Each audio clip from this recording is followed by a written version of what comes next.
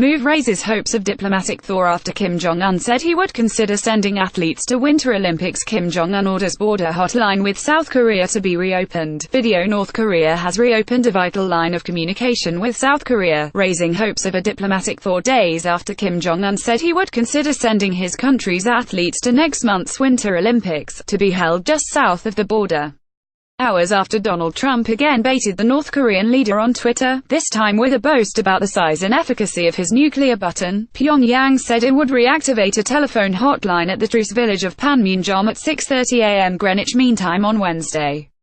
The telephone hotline between North and South Korea that reopened on Wednesday was never really severed in the literal sense.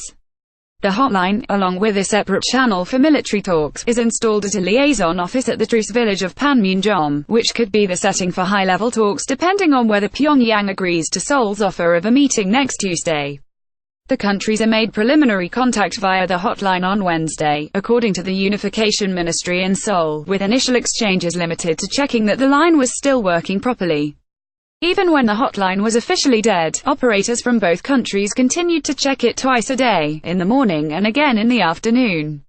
Official communications between the two countries came to a halt in February 2016 after the North stopped responding to South Korea's daily attempts to make contact.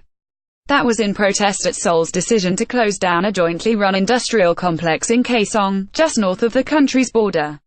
South Korea temporarily shuttered the complex to demonstrate its anger over North Korea's launch of a satellite and a nuclear test the previous month. The venture remains closed. Thank you for your feedback. According to the announcement, broadcast on state TV, the order to reopen formal communications along the border was given by Kim. By upholding a decision by the leadership, we will make close contact with South Korea in a sincere and faithful manner, said Ri Sung-kwon, the head of the North Korean agency that handles inter-Korean affairs. He said Kim highly appreciated and welcomed the positive response by South Korea's President, Moon Jae-in, to his New Year's Day offer of talks on North Korean participation in the Olympics. The leader stressed that whether inter-Korean ties can be improved totally depends on North and South Korea, Ri said. The Pyeongchang Games open on the 9th of February and take place 50 miles 80 kilometers south of the heavily armed border separating the two Koreas. On Tuesday, Moon had welcomed Kim's unexpected overture as a positive response to Seoul's belief that the Olympics should represent a groundbreaking opportunity for peace. On Wednesday, Yoon Young-chan, a spokesman for Moon, said the decision to reopen the hotline had significant meaning because it could lead to regular communication between the nations. The South Korean news agency Yonhap cited the Pyongyang's Committee for the Peaceful Reunification of Korea as saying it wished to use the line of communication to discuss practical matters, such as the participation of North Korean athletes at Pyeongchang. South Korea has suggested holding high-level talks next Tuesday at Panmunjom, an area of the demilitarized zone where blue UN huts have traditionally been used to host cross-border negotiations, and where the hotline runs between two secure buildings. The talks would be the first direct negotiations between the states since a vice-ministerial meeting in December 2015. In his statement, Ri did not indicate whether North Korea would accept Seoul's offer. The prospect of dialogue, after a year of rising tensions over Pyongyang's nuclear and ballistic missile programs, received a mixed response from the U.S. Before comparing the size of his and Kim's nuclear buttons, Trump had sounded mildly positive about the possibility of inter-Korean negotiations. Using his derisive nickname for Kim, Trump tweeted, "Rocket Man now wants to talk to South Korea for first time.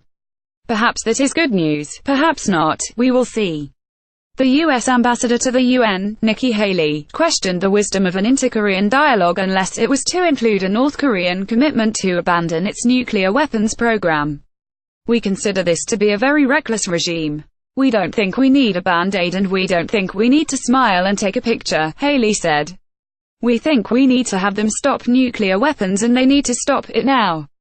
We will never accept a nuclear North Korea." Haley said the U.S. was hearing reports that North Korea could be preparing to conduct another ballistic missile test. "I hope that doesn't happen," she said. "But if it does, we must bring even tougher measures to bear against the North Korean regime." China, which has come under pressure from Trump to urge Pyongyang to abandon its weapons program, welcomed the more conciliatory tone adopted by Seoul and Pyongyang this week. China welcomes and supports North Korea and South Korea taking earnest efforts to treat this as an opportunity to improve mutual relations, promote the alleviation of the situation on the Korean peninsula and realize denuclearization on the peninsula, said the Foreign Ministry spokesman Geng Shuang. A North Korean Olympic delegation to Pyeongchang could include cheerleaders as well as athletes, according to Yonhap. It quoted Kim Kyung-sung, the head of an inter-Korean sports association, as saying there was a big possibility that the North's cheerleading group would support what would probably be a very small number of the country's athletes.